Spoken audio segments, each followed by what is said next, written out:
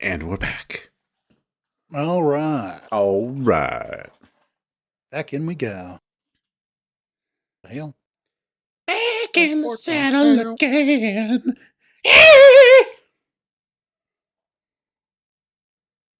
What in the non-house? What in the hell? What Peter, the hell? Peter, you What brought is this this? along. You brought this upon yourself, Peter. Cleveland Jr. always says Peter's always doing weird stuff and getting himself in trouble. And I can't say that he's wrong. You heard it first here, guys. All right. Jenna rubs her face into the pads of her paws. She's shaken, nerves frazzled. Mike and Leo, too. Though I just feel numb. All this insane shit is happening around me, and it's like a dream. Something not even real. There's a layer of separation between what I perceive and what's really occurring in front of me. Watching it play back, watching it play back of memories projected right in front of onto my own eyes. It's not the first time I've felt like this. Even outside of the supposed hysteria, but it's never been so strong. But as I glance behind me, the van's still there, real as ever. Micah and the newly sobered Leo walk on ahead. Maybe it's like a mind field, Projecting J- thoughts and shit for everyone to see. yeah, just think real hard about Carl. We can we can take his spooky fucking doppel home with us instead. Save us some trouble. After a while, I can't make out what they're saying. They're talking with a more serious tone, their voices lowered. I'm not sure I even want to know what they're discussing now.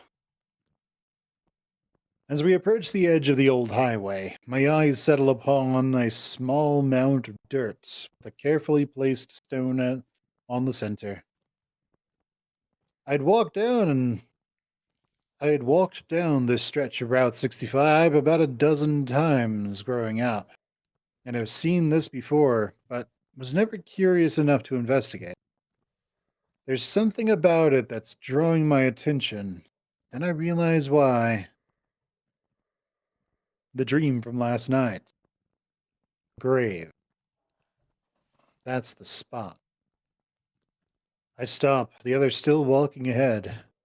They're following the road now, back to town, or at least until we get to the railroad crossing, and then we can follow that. I look back to the mound of dirt, and I am compelled to approach it. Without really thinking, I'm on my knees. It's time to diggy hole. Dig.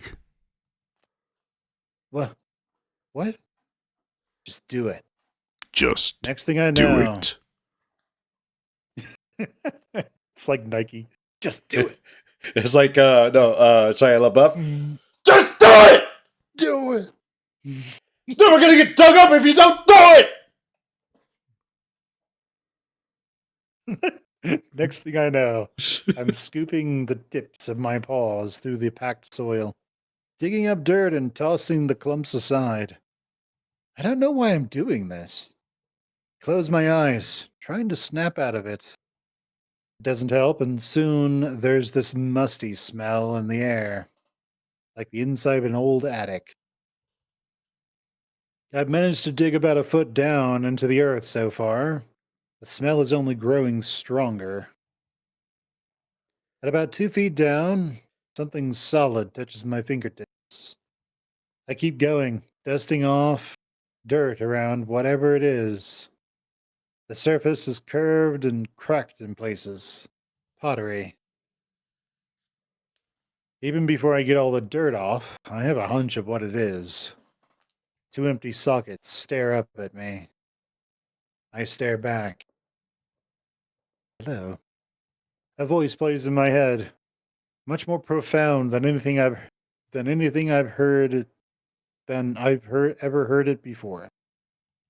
Uh, after all this time, you end up here. The voice almost sounds like it sighs, then goes silent. Are are you the guy in the grave? I ask the voice, which rings more clearly with each passing word. The way he sounds, it's like he's right here, despite the unnatural cadence. Voice in my head? I whisper to the skull, compelled to touch it. Any skin or fur has long since rotted away, and the head itself is a yellowed ivory color. Its clothes, from what are visible, are in tatters, but the remnants of a button-up shirt and suspenders can still be seen. The voice doesn't respond, so I ask another question. Who are you?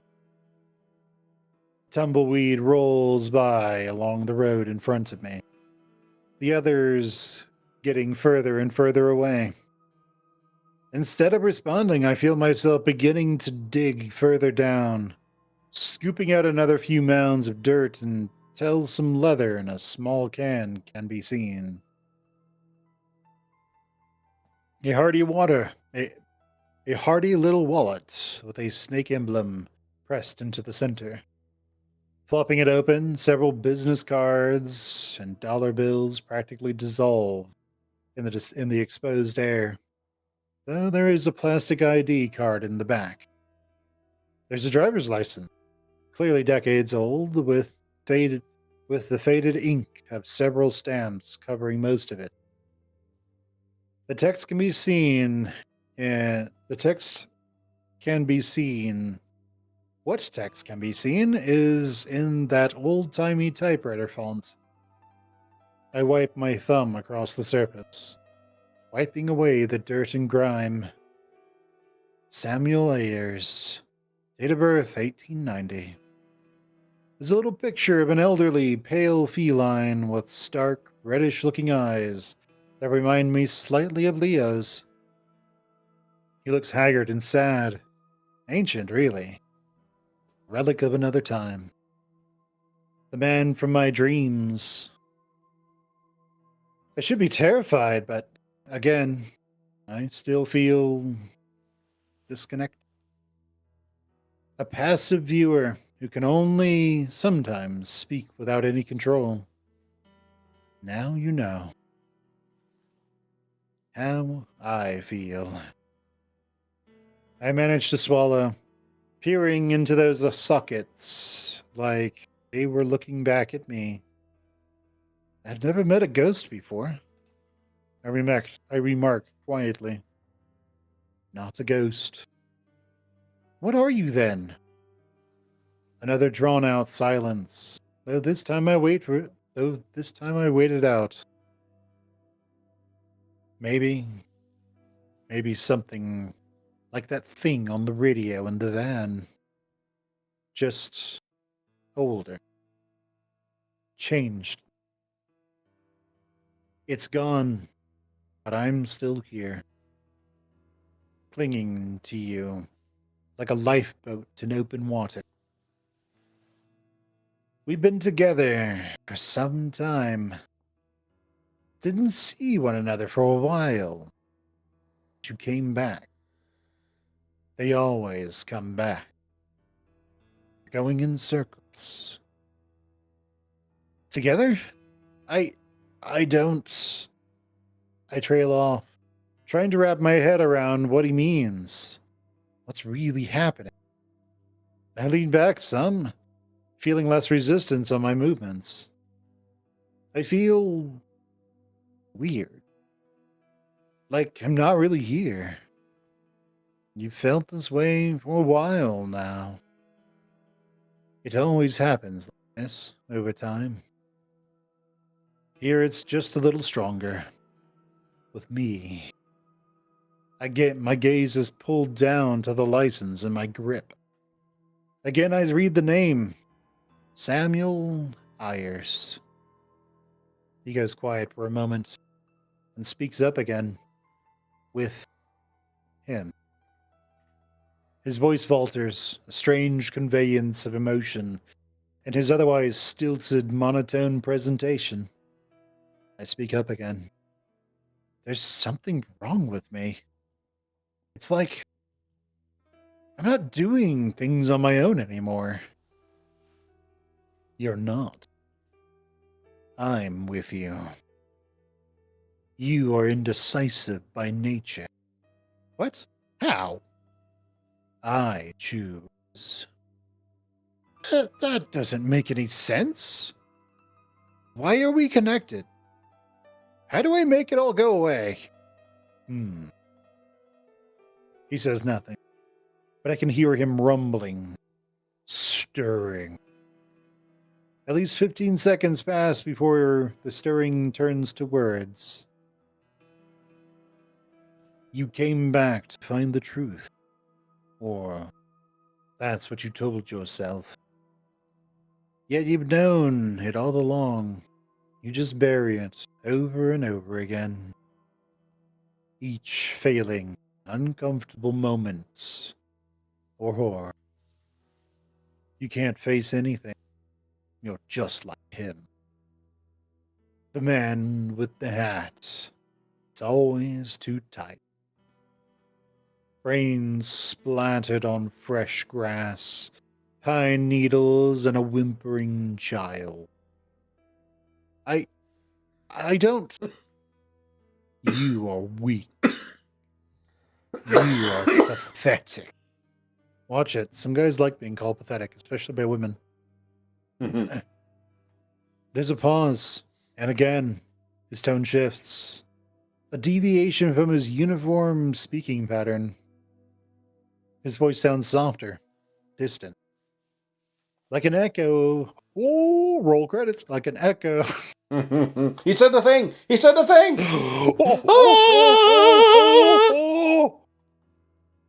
Distant. Like an echo of something said far away. Be safe, kid. Before I have time to comprehend anything, I hear footsteps upon the asphalt in front of me. Chase, what are you still doing back here? What are you looking at? Look at this thing I found. Look, Jenna, I found a skull! Ow! It bit me! Jenna steps closer, peering into the little hole I had dug. She thins her lips. Oh. What's going on? Wait, he's probably far away. Hold on. Yeah, hold on. I'll be right back. What's going on? Okay. We didn't hear anything. Mine registered. So I'll get a little closer. Okay. What's going on? What's going on? Leo's booming voice calls out from down the highway, the wolf looking back at us. Jenna just stares at the desiccated remains for a moment before calling back. Chase dug up an old corpse.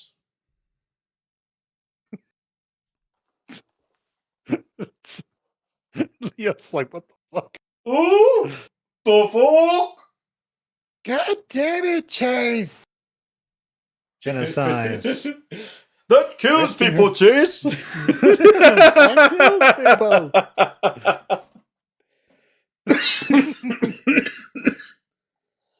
Jenny says, resting her paws on her knees and letting her head go down, letting her head hang down. What he said. She looks up after a moment, spying the card in my hand. Is that an ID? Yeah. Samuel Ayers is the name. I think he's the one who got hit by the van. Oh. She looks off to the side. Great. Huh? What? But, Chase? She responds, exasperated. Don't you care? Someone died here. I think it matters somehow. To me? Chase. Her eyes drift to the skull, cropping out of the mound of dirt. God, I've passed this so many times.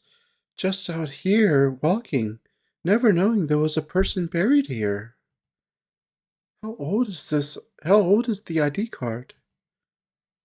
I squint at some of the smudged tech. 70s, I think? At least that's when it was last renewed. Jenna frowns. Poor guy.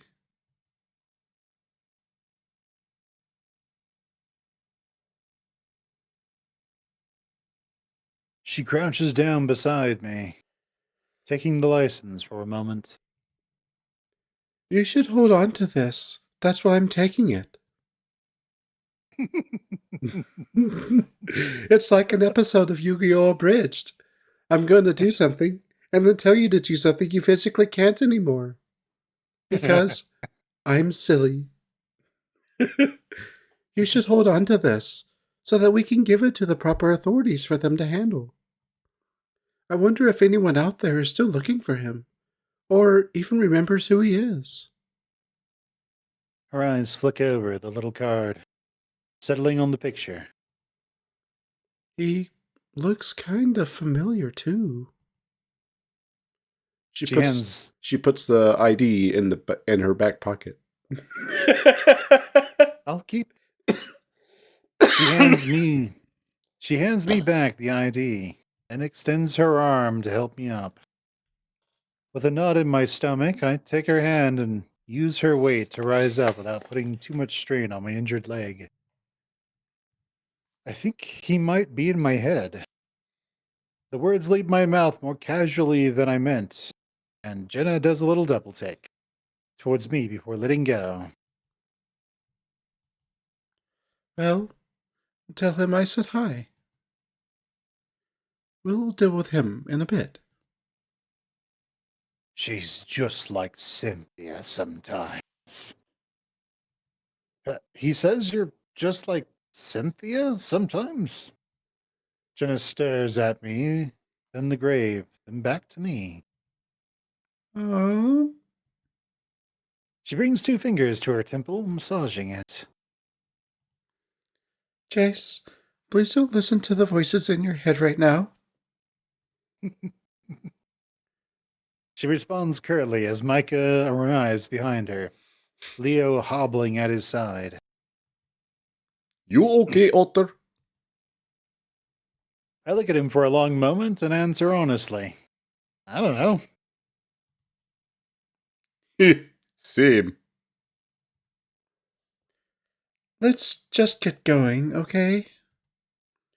Chase, you can keep leaning on me if it hurts to walk. I give her a grateful nod as I rest an arm on her shoulder. Thanks. As we head off, Micah lingers a little behind us, staring into the shallow grave. He steps off the road, pushing the dirt I had removed back onto the hole with a few hasty swipes of his foot. Before anyone can ask what he's doing, he catches up behind us, staring straight ahead. We've been walking for what feels like ages, the moon still high in the sky, and the taste of water in the air. Maybe it will rain. After we got switched around and ended up on the wrong side of the highway, we realized we were much closer to Heather's than the motel. So to Tetanus Alley we go. Keep playing back that conversation earlier in my head, the voice that seemingly activated when I found the skeleton. I heard it 1,000 times before, but I always had just assumed it was me, my subconscious. A particularly bitter side of myself that would chime in every now and again to add insult to injury. Oh, Really? Oh, lives out in the boonies, doesn't she? Leo winces some as he walks, no longer using Micah as a walking crutch. Yeah, I don't get out here often. Be wary, though. Apparently, she's got a gun, so no threatening movements or nothing if we see her. Clean's got one too. Should have swung back around to my place so that I could grab my piece. Leo, for God's sake, we're not getting in a firefight tonight. Beat my aim's better than two junkies with pop guns. Oh, yes, the heavily concussed, hobbled wolf definitely has the advantage over Clint and Heather, both of which spend a considerable portion of their free time shooting random objects in a trailer park. I know, because I grew up listening to it. She ain't lying. At least for Clint. He ain't no fan of you. Should probably let me do the talking. I think I remember recalling that he's got a pinup of you, Leo. He shoots at it. He also throws knives into it. Knives? Yeah, knives. Oh, not knives. They're pointy like needles. I can't handle those. I'm like Goku. There was this one time he found a grenade. I don't know from where, but then he threw it right next to it. It didn't explode, so no one could go near that for about a couple of days until Heather came and picked it up by accident and was like, "What is this?" And then they screamed at her, so she threw it off into the desert. I think there was some kid who went out there once. There's a lot of boom. We didn't ask any questions. Is that what happened to Keith? I hope not. Also, don't bring up Keith and Mike. Oh, yeah, sorry. That was probably, you know... It was probably Brian, but he's just too fat and stubborn to die. Probably he lost his teeth. Doppelganger Brian. Double Brian. Yeah, maybe he ate it. It would explain why he's always so fat. All right, Jenna, go for it. Yo, Jenna, go for it. Yeah, Jenna? Yes, Jenna. What's that other voice? Jenna, do it. Just do it. All right, fine. I'll read my stupid line. God. Didn't you betray them? I think I might be the better person for this. The neutral party, so to speak. Yeah, but I know them. I can sort out their shit quick like.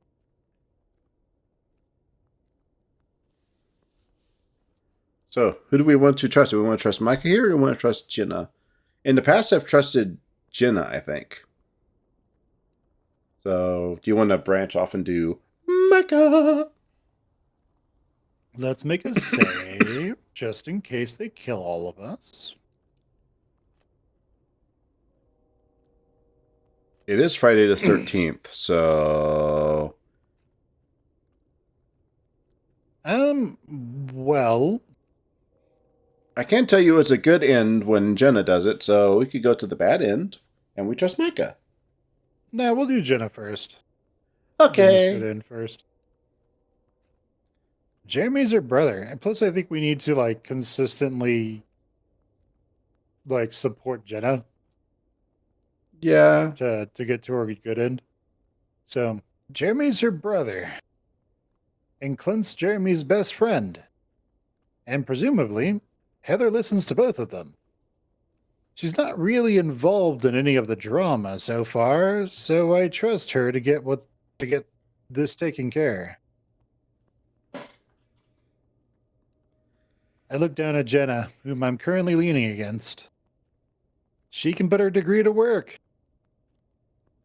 Oh, God. Don't put it like that.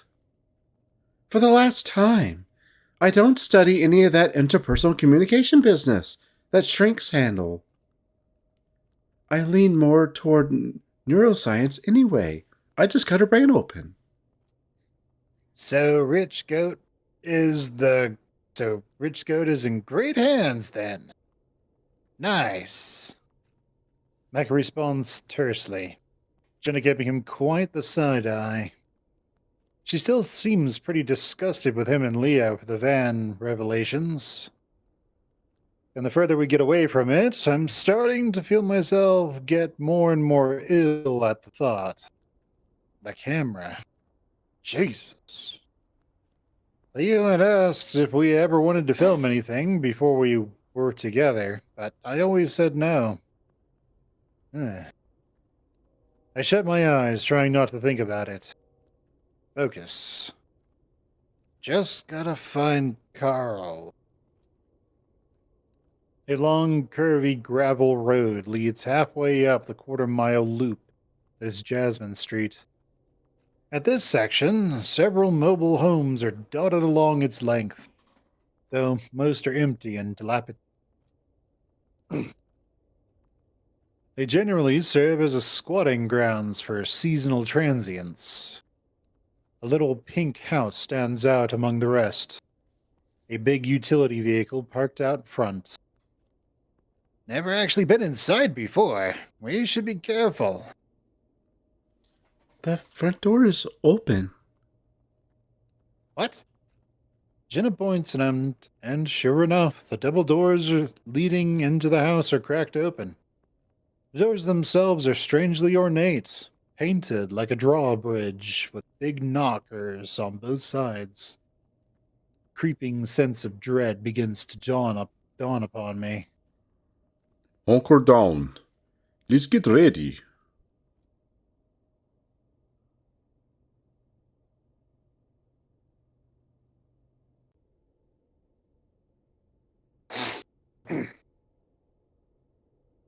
The cat wanted in.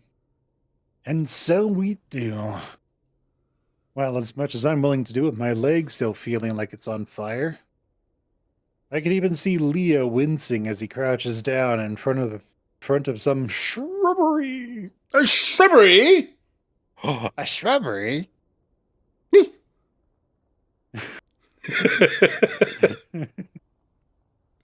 You guys all good for this? Yeah, it's just like I got bit by my 20. Yeah, it's just like I got bit by 20 fire ants. There's probably something we can wrap your legs up with inside. And the tips of your fingers, Patty. Batty?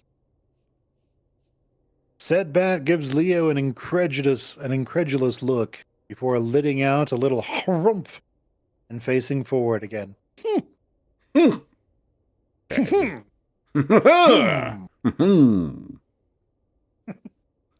squint past the two of them through the brush, and I can make out the text and logo on the utility vehicle. It says, the Reclamation Bureau, with a little river insignia surrounded by a national flag. Jenna squats down beside me, her ear twitching. She quickly peers over her shoulder, staring hard at something behind us. I follow her gaze, though all I see is a vast stretch of desert between us and Lake Emma. Micah looks too, letting out a little gasp. Who the fuck? What? I don't see anything. Shush! Jenna places her paw to my lip. I frown, peering past her fingers into the dark. Finally, I can hear something. Twigs snapping. Quiet footsteps and maybe some panting.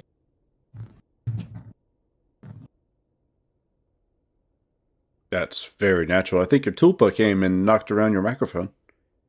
Oh, no. There's a rumbling behind it, too, that sounds almost mechanical in nature.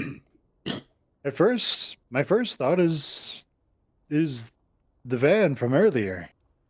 Whoever turned it on, had they gotten it running and followed us here? Followed us out here? The silhouette of a figure emerges through the sagebrush, its motions frantic. Eventually, I can see its eyes, which are familiar bright blue. Tige! Leo quickly runs up and catches the flailing feline, only to be met with slashing claws that push him away. The wolf seethes audibly, stepping back. TJ, stop! It's us! He whispers sternly, trying to snap him out of whatever has come over him. TJ keeps looking over his shoulder, panicked. I think you were Who's doing doing TJ TJ. again? I think you were doing TJ. It's coming! It won't stop following me! TJ shouts, and Micah visibly flinches. Kid, shut the fuck up! He's hysterical. Yeah, so hit him or something. Leo blinks, frowning deeply as he tries to wrangle the cat by the scruff of his neck with little success. What? What? I'm not going to punch TJ. Oh, so you get to beat up my friends and it's totally fine. Micah's grumbling trails off into a disgruntled mumble as TJ yowls. He keeps trying to scramble away, kicking up clouds of dust everywhere. The cat looks horrible. Goat head, brambles stuck in his fur, tumbleweed sticks in his shirt, his pants ripped at the seams. It looks like he's been running. It looks like he's been out running in the wilds for a while. Jenna squeezes my shoulder some before moving from my side, approaching the increasingly feral-looking lynx. TJ, it's me, Jenna. She speaks softly, calming tone in her voice. I'm here with Leo, Chase, and our new friend Micah. You're okay. You might have cut out. I'll try it again. Very good. I'm here with Leo, Chase, and our new friend Micah. You're okay. A rumbling sound is getting closer. Soon I can see headlights gleaming across the desert. It's a pickup truck. Not even on the roads. Driver is just careening through the desert straight towards us. DJ's eyes bulge, head swiveling towards the sound, even as Leo wrestles him to his with his knees. Wrestles him to his knees. Oh no! Oh no! No! No! No! No! No! It's the thing! It's the thing from his breathing. He breathes in sharply, looking at me for a moment. The monster! The monster? The monster. The monster?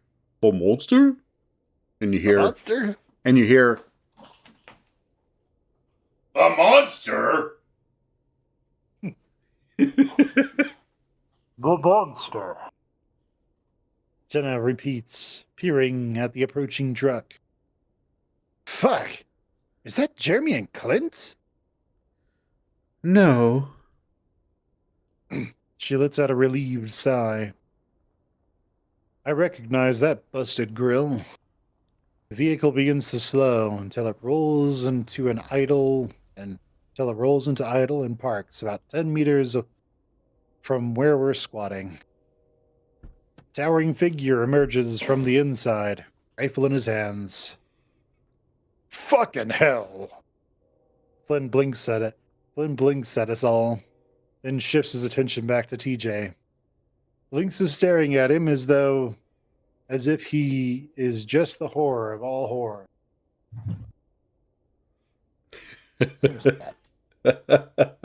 Your topa.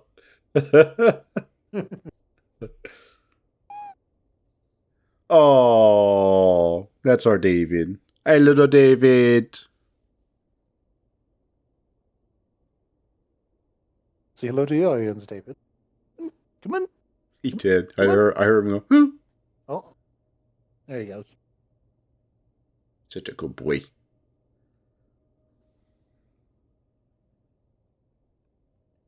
The lynx is staring at him as if he is just the horror of all horrors. jaw agape and silent scream as he writhes in Leo's grasp. Flynn! Jenna growls. I guess we're all just hollering now. Micah briefly glances over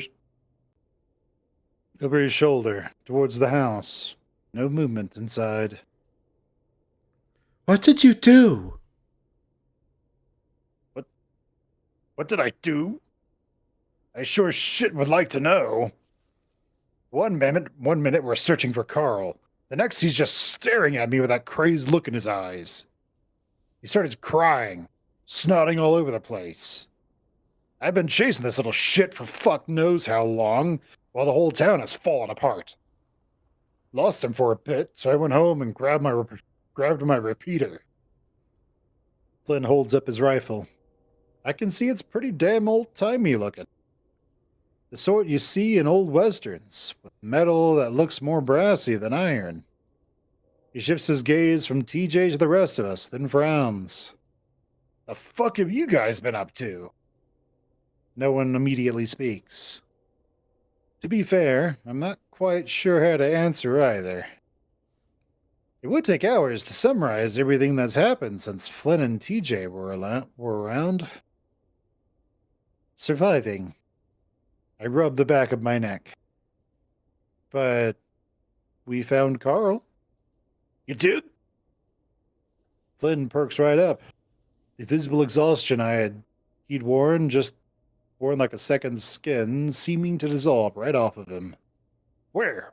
Where is he?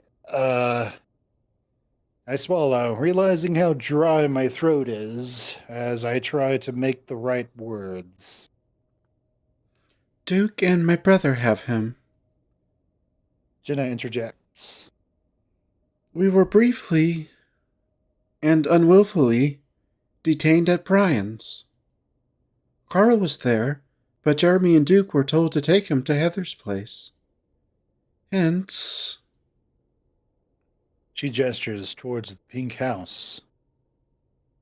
why we are here. You are fucking shitting me. We are not.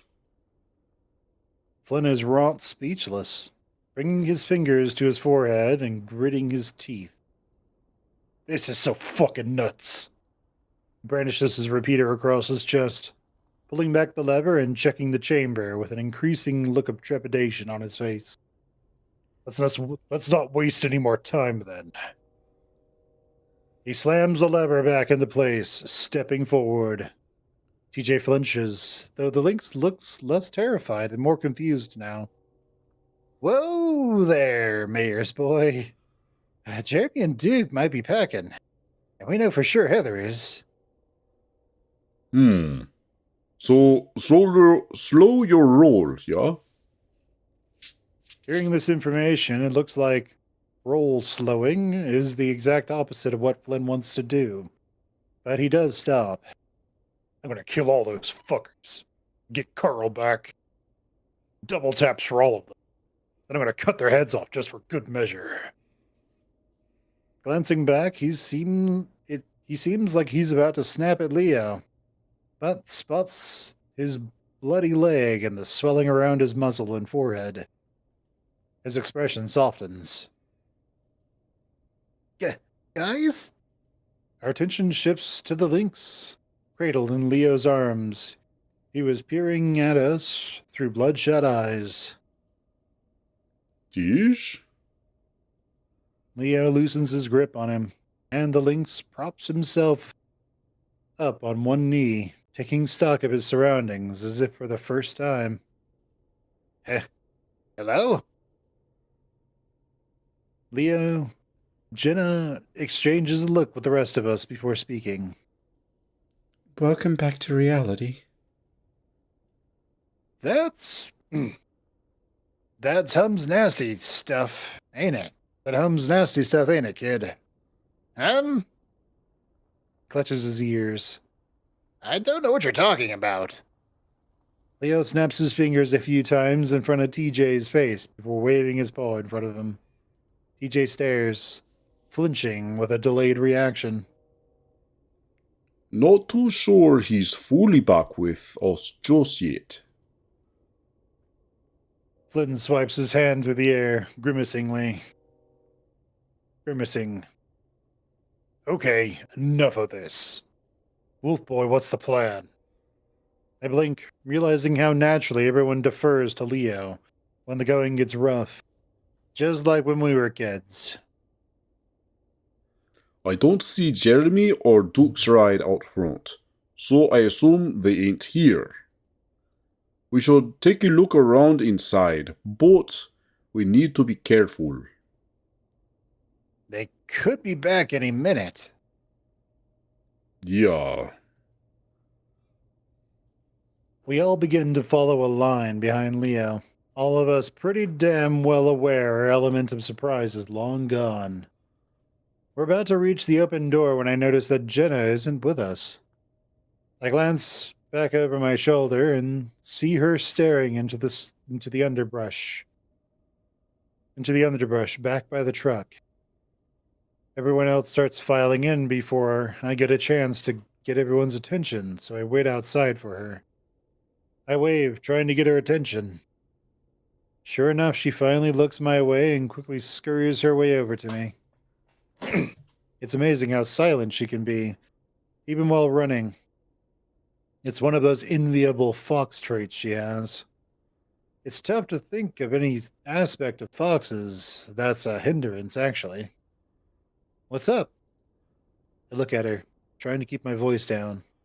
She peers at me with a scrutinizing expression, as if I had said something rather offensive, and she's waiting for me to talk my way out of it. Jenna? Oh, it's nothing. Oh, it's nothing. Nothing real. Huh? She walks in, not offering any elaboration. Come on. I sigh, following her. Jenna, I can't say I could have ever expected the interior of Heather's home to look like this, even having known her for most of my life. The first thing that hits me is the smell. It reminds me of one of those fancy candle and soap stores in the mall, with all this sort of dusty, mildewy stank that lingers in my sinuses. Very floral overall. Potpourri, I think it's called. Next thing I notice is the decor. Much like the exterior, there definitely appears to be some kind of fantasy castle-like theme going on here. However, the person going for said theme is certainly no interior designer. Bubbly wallpaper, cheap knickknacks, and blurry printed JPEG pictures of fairy tale characters coat the walls. Permanent pink pennant. Hey, pink pennant banners dangle from the ceiling, and crushed glitter can be seen reflecting from within the weaving of the carpet. It's like a child's birthday party took place here, but judging from the fate of the appearance, it's been like this for a while. As I glance to my left, I notice an entire wall has been knocked down, the structural framing inadequately hidden by flower-coated curtains. Beyond said curtains is a large chair, and a long red rug leading up to it. It takes me a moment to realize that it's supposed to be some kind of throne, lit harshly by the bright white fluorescent lights. Despite the attempted fanciful presentation, cluttered floors hinder whatever intended effect of the opulence they were trying to go for. I can see old VHS tapes, candy wrappers, CRT monitors, disposable cameras, children's toys, all scattered about. Past the throne is what I think was supposed to be the living room. But instead of chairs, there's just this mattress on the floor, which is covered in throw pillows and beach blankets. I even recognize one as having the logo of Southwest Adventures. Seeing that makes me realize how long ago it feels like all of us were at that theme park, carefree for the most part. Flynn steps up to the knocked down wall, where Peter clutched under one arm. Guessing they didn't get a permit for this demo. As if on cue, a gust of rolling wind hits the house. I can practically feel it shudder, unstable. The Gila quickly refocuses, keeping his slitted gaze pointed down the hallway for any sudden movements. Beyond that, the house is quiet for the most part, outside of occasional dripping noise coming from somewhere I can't see. Nuts. Completely nuts. Leo mutters, shaking his head at his surroundings. Yeah, none of us come here. Never actually been inside before. Heather's dad never lets anyone in. Now I can see why. Leo and the rest begin moving down the hall while Jenna steps up beside me. She has a contemplative frown on her muzzle. It's kind of weird and familiar in a way, is all I can say initially, until I begin to start placing why. This place reminds me of, like, old thrift stores and cheesy parties I went to as a kid. Can't imagine living here. It's not as dirty as I thought it would be. Jenna muses, though something catches her eye in the entranceway to the kitchen. Soon I'm following her, approaching what looks like a laminated, colored pencil drawing posted on the wall with rainbow-colored tracks. King and Princess's Alley. King and Princess's Palace. Location, Rest Alley. Jenna's frown deepens. This alley. On the picture, there's a large, bespectacled feline man sitting on a grand golden throne. He's the Corpse Emperor, after all. Corpse. It's quite an upgrade from the dingy orange recliner, draped in cut-up fabrics they've got out front, that's for sure. Next to him, sitting cross-legged, is what looks like a drawing of Heather. She's in a stereotypical pink princess gown with a little tiara on her head. Two are holding hands. It's such a sentimental picture. It actually seems pretty sweet that even Heather has someone who cares about her enough as this. However, Jenna's dour expression does not relent. She quickly turns, heading down the hall with the rest of the gang. Flynn and Leo continue to take point, Gila keeping his rifle at the ready. Still no sign of anyone, though. Part of me wonders how wise it is to be carrying a gun with all this mind-altering hysteria business going on.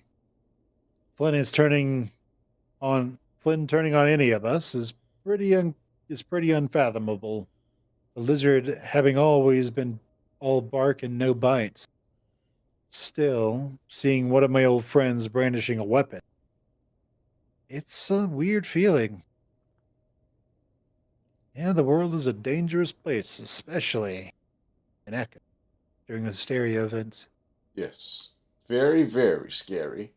Dangerous. I pop into one of the rooms along the main hall that still has the lights on. It looks like some kind of study, and it's much less cluttered than the rest of the house. There's a small desk beside the door with a laptop and a stack of papers next to it. Most of them are Reclamation Bureau letterhead. At a glance, the documents mention things like water table, hydrology reports, and map revisions of floodplain boundaries. For those of you who don't know what hydrology is, it is the study of water, typically in the ground. that tends to be called hydrogeology. It all sounds pretty hefty stuff. Heady stuff. It's odd that Heather's dad lives in such a shitty place. Despite I almost thought it said palace. In such a shitty place, despite having such a technical sounding job. TJ wanders in beside me, staring blearily into the empty room. I reach over, placing a paw on the lynx's shoulder. He scratches the hell out of me. It's a monster! It looks like chest now. He rips out my eye. He flinches a little. Rips out my but eye. Doesn't the entire. You see, they ran out of time for all the animation budget, so now it's just nothing but black. It's like Monty. It's like Monty Python. The Holy Grail just ran out of animation budget, so they killed the drawer. Yeah.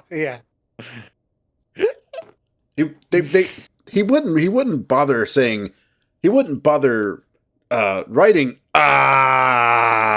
He would just say.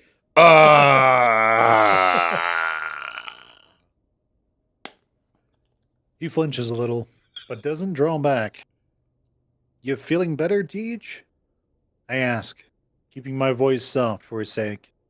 Yeah. TJ responds, rubbing his arms.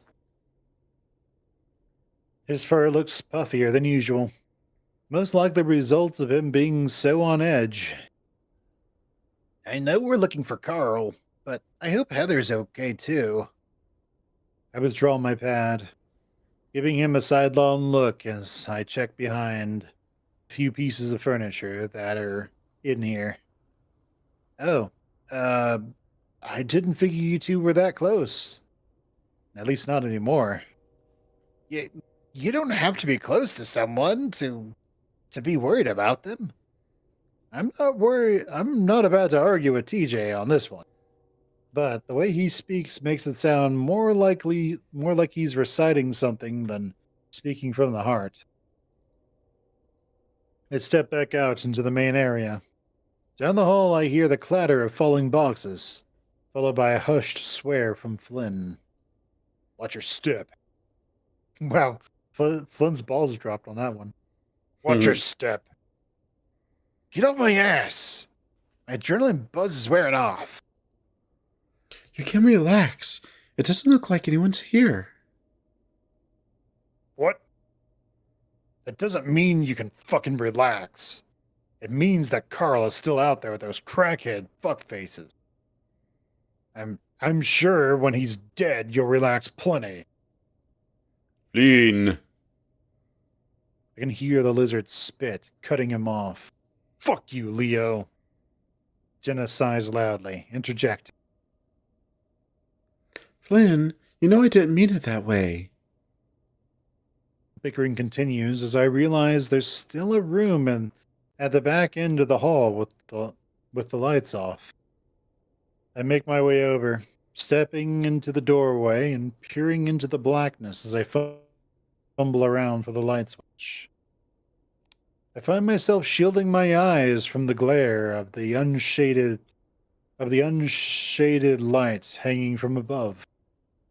For a moment, I thought I saw something move in the corner, though it must have just been the glare.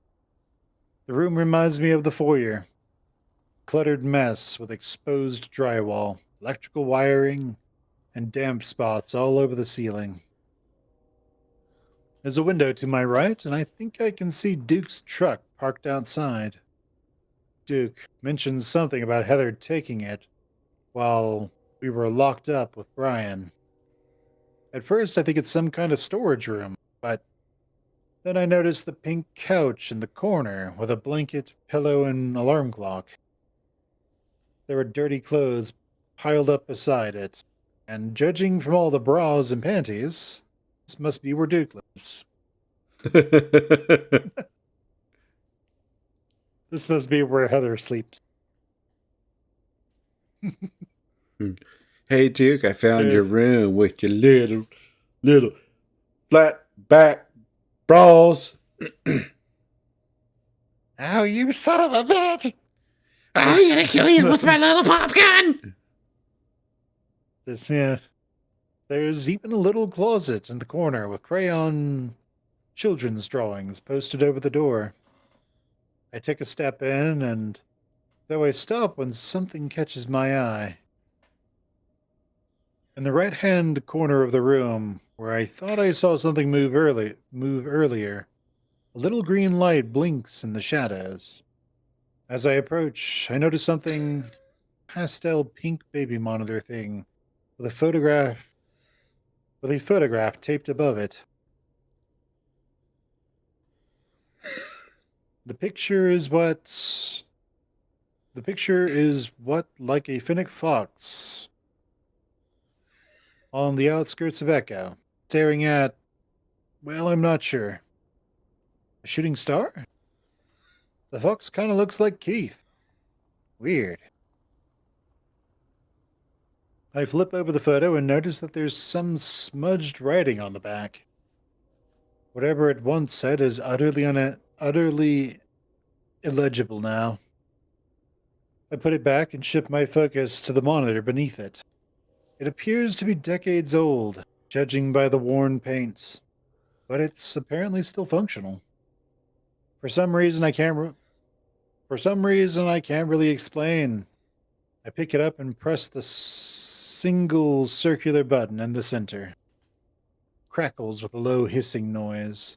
And that's when I realize it's some kind of walkie-talkie. After a few seconds of holding the button, I speak into it. Hello?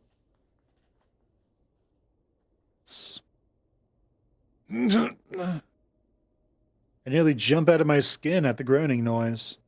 Mainly because it isn't coming from the device. It's coming from inside the room. My eyes dart around for the source, eventually finding one of the blankets piled up on the door behind the table. It starts to move and I quickly back up. Leo, get in here! Heavy footfalls can be heard sprinting down the hall outside, the wolf pushing his way in with wild eyes. What? What's going on? He looks ready to pounce, though is met only by me and a bedraggled looking ram trying to untangle the comforter from his horns. Wait. Yes, the meme, the joke. Oh shit! Carl! There's a squeaking noise from the closet, and I notice Carl's unfocused green eyes start to wander in that direction. I look over and see the folding doors are slightly ajar. Were they like that before? That's when I see it. An eye. It peers through the crack, wide and bloodshot. The door is rammed from the inside, knocking it to the side and sending toys and other miscellaneous junk flying. The hanging light bulb flickers in the closet as a figure steps through. Quickly, I realize it's Heather. She has blood on her leg and a revolver in her grasp.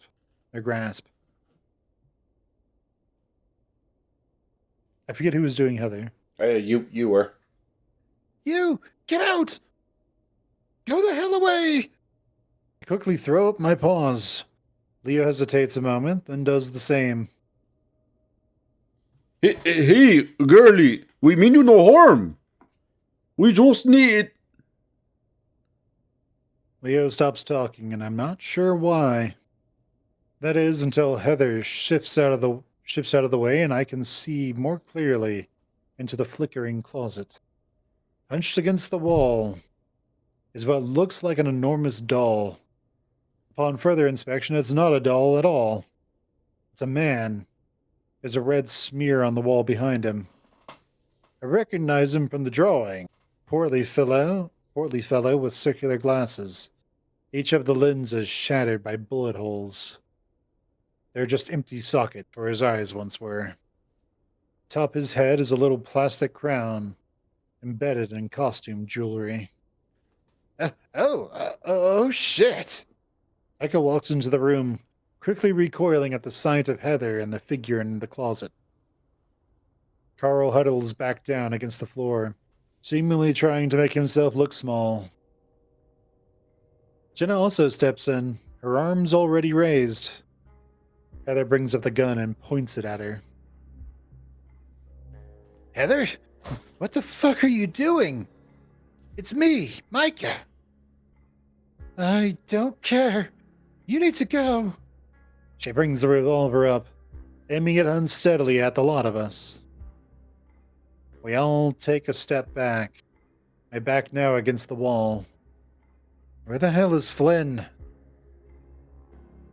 Did you shoot your dad? Holy fuck, Heather. Micah, stop talking. That's your fucking dad in the closet. I know. I will kill all of you. A shot rings out and I feel something spray against my face. Quickly reach up, rubbing my cheeks and finding bits of plaster from the wall next to me all over my face and shirt. My blood turns ice cold as I realize there's a bullet hole about 6 inches from my head. Leo's eyes bulge and he starts to move. It stops when the revolver swiveled towards him. Heather! Jenna shouts, quickly trying to get her attention. Heather! She says her name again, this time more softly, now that the wild-eyed feline is looking at her. We're here looking for Carl. Remember, like we mentioned during the bonfire? Kat's chest rises and falls, like she's hyperventilating. It's been that way since she stepped out of the closet. She makes her way over towards the slumped form of Carl, still half covered in his blanket. Then she points the gun down at him. I'm going to shoot him in his stupid, fat, ugly face, unless you leave right now. She's absolutely screaming, demands spouted with such a pitch, her voice constantly cracks. Tears begin to roll down her already wet cheeks, her eyes puffy. Beneath her, Carl moves, covers his face with the blanket, visibly trembling from a mixture of fear and exhaustion. Okay. Sounds good. We're happy to leave. Jenna does her best to put on a calm face as she nods to the rest of us. We'll take Carl with us, and we'll be out of your hair. We're planning on leaving town. Leave? Heather repeats. I have nowhere else to go. Nowhere. Everything used to be bad, but not terrible like this. Keith barely talks to me anymore. And when he does, he says...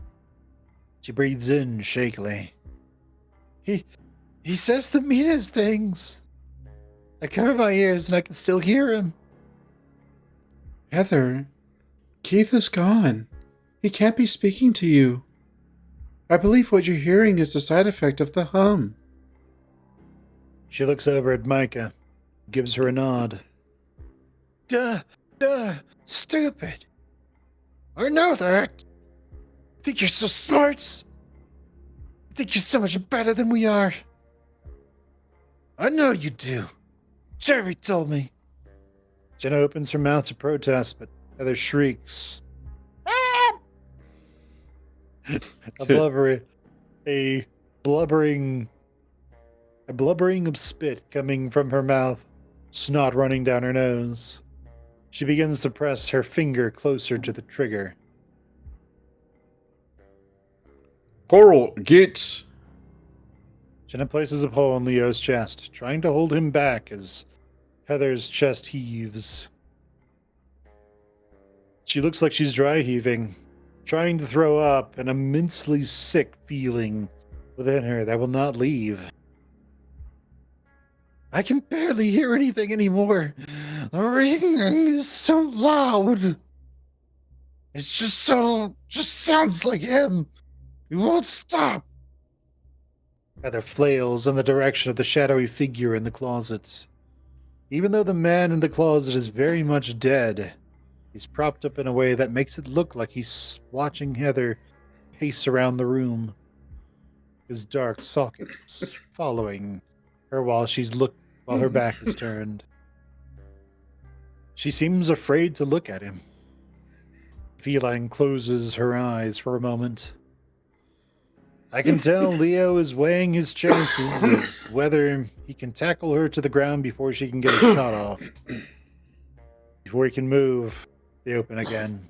She speaks, her voice still shrill but quieter. Everyone thinks I'm stupid.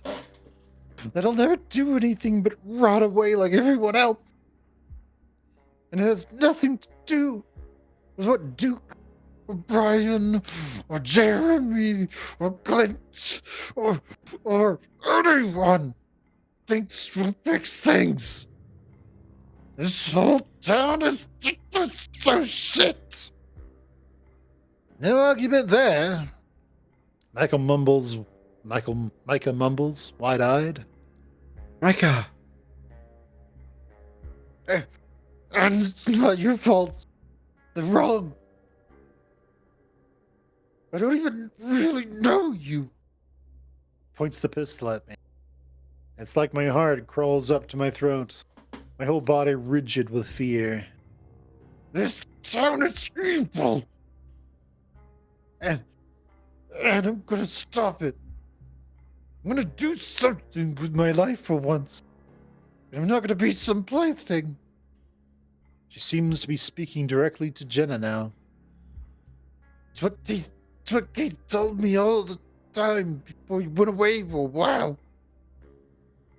Heather stands there, shaking in place as if trying to muster the courage to do something. She begins to strafe, getting closer to the closet and bending down to pick up something inside. Bending down to pick up something beside the corpse.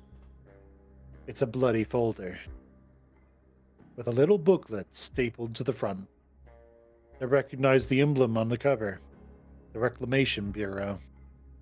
Heather's paw covers the front, but I can still make out Alters Dam Basic Operations and Procedures Manual. Outside, there's some movement by Duke's truck. Trying not to draw attention to myself, I glance out the window and spot the familiar pattern of orange and black scales and TJ's tufty fur. There's a glint of something metallic. Flynn's repeater, currently sighted towards the hysterical cat. Jenna spots this too, turning so that her back faces the window. She swishes her tail from side to side. With Jenna in the way, Flynn won't try to take a shot, right? The idea of Flynn shooting anyone is just unfathomable in its own right. Heather, what do you mean? How are you going to fix the town? I'm gonna make it so there's no town. As Heather turns away, she catches a glimpse of the blood on the folder and looks back towards the closet. She screams, but she's not scared. She's not staring at the corpse. It's like she's looking above it, something else at eye level. Daddy! She blubbers before promptly stumbling out of the room at full sprint, elbow checking Micah so hard that he gets knocked on his ass. We stand there in silence as Heather's footsteps fade out of earshot. The sound of a car being started can be heard, and as I peer out the window, I can see her father's utility vehicle peeling out of the driveway. Fuck me! Micah whispers harshly, pushing himself to his feet. The smell of blood and gun smoke lingers heavy in the air, and I realize my legs are like gelatin. I nearly collapse back against the wall, trying to catch my breath. As desensitized as I'd been feeling, fear was still very real in that moment. everyone alright? Leo is asking my direction. Stone gives a little look towards Micah. Yeah. Peachy. I'm alright. No one cares. Fuck off, Leo. Fuck you! Fuck off. Fuck you! Do it live. Zzzt. Micah promptly walks towards the closet and slams it shut. I don't want to look at... I don't want to look at that anymore. There are no objections to that. Jenna walks over towards the blanket Carl is hiding under. Gingerly, she pulls it off him, exposing the rough-looking ram underneath. He flinches at first. The next thing I know, Jenna's pulling him in for a tight hug. Carl's own massive arms envelop her, the two embracing long enough for Flynn and TJ to finally arrive. There's a loud cracking noise. Destroys Jenna. Carl! That's all. Carl! TJ gasps. Flynn, meanwhile, stops dead in his tracks in the doorway, looking a little shaky upon his feet. Jenna pulls back, wiping her eyes with the back of her forearm in such a quick movement. I don't think anyone but me noticed. Carl himself can't stop shivering as if the room is freezing. He's so visibly disoriented, mind racing as all these familiar faces appear in front of him. Carl, you big cloven idiot. Oh my fucking god. Flynn drops his rifle, stepping up and resting a large hand on his shoulder. Dude! He mumbles, a rasp of disbelief. I'm gonna get him some water. Hey, Michael, come with me and look for some food. Something that'll go down easy, yeah? The Bat nods, not as interested in his tender reunion with the rest of the gang. They head out towards the kitchen. He's hurt. Flynn points to the raw, inflamed-looking skin around his neck, as well as the various cuts and bruises that appear elsewhere on his body. Looks pretty surface level, but we definitely should get him to a doctor in Peyton. We're free. Carl asks, looking up at me. Looks like it. I respond casually, approaching him and giving him a big hug of my own. He's so warm, and his shaky breath against my neck actually feels pretty good. DJ joins in as well, sobbing into Carl's fur and muttering things I can't quite make out. Hey, you too. Carl eases his grip on me, peering up at the tall lizard leering over him. What? You heard me. Flynn frowns, but ultimately relents and crouches down, giving his friend a stiff hug. Carl, meanwhile, clings to him like his life depends on it, evoking a few irks and grunts from the scaly one. Despite the pain noises, catch a glimpse of Flynn's face. He's smiling, and more broadly than I've ever seen him in a long time. Carl scoops up another spoonful of tapioca pudding, the remnants of the other empty cups he'd gone through, sitting on the counter next to him. I've only managed to get halfway through mine, it feeling pretty messed up to be eating a dead guy's food. In my free hand, I'm fidgeting with the pink walkie-talkie thing from Heather's room. Not entirely sure why I picked it up, and when Leo gives me a look, I shove it into my back pocket. Carl vomited after we got him into the kitchen, twice, so I guess it's good that at least he's doing a little better. He cried for 15 minutes straight while our All our wounds were tended to. TJ seems to have mainly snapped out of whatever funk he was in earlier, beyond the occasional strange look towards Flynn. His knowledge of sports medicine actually came in handy with patching everyone up with what we could find on hand. Fortunately, Heather's dad was not short on painkillers. Uh, um, don't give me any of that fentanyl shit. Are you sure? Those cuts look pretty painful. And it'll be a long ride back to Peyton. TJ inspects the prescription bottle. Curiously enough, the label has Brian's name on it. I've lost too many friends in Pueblo to that stuff. You went to Pueblo? Wow, Jenna sounds really interesting. Oh, sorry, I had a frog in my throat. You went to Pueblo? Jenna chimes in from across the hall, watching out the kitchen window. Well, I wasn't exactly enrolled at the PU. I bummed around the outskirts. I'm surprised you never ran into any of us there. Well, most likely didn't frequent the same spots unless you're really into tattoo parlors and ska. I love ska. Shut up, Toby. It's TJ now. All right. I gassed up the truck with a few of the gas cans laying out by the carport. It's got a full tank. We don't gotta risk stopping at the gas station by the Flint turnoff. We load up, gun it. We should be in Peyton just before daybreak.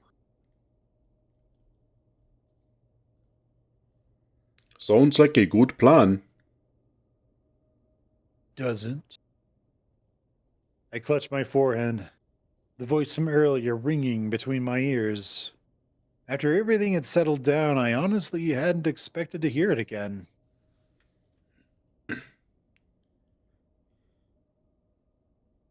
Any sign of Heather? No. Last I saw, she was heading northbound on the 65. She frowns in thought. North? Fucking beats me. There's not much going on to the north. There's no real exit back to the main interstate system. Just an old military area, lots of country roads that lead nowhere, and a dam. Dam. Oh, fuck. All eyes shift to me. She's heading towards the dam. Her dad worked there. No one has opened the closet since Micah shut it. And Flint grunts, dangling his repeater from his fingertips. She took that folder with her when she left, the one about the damn operating procedures. Really?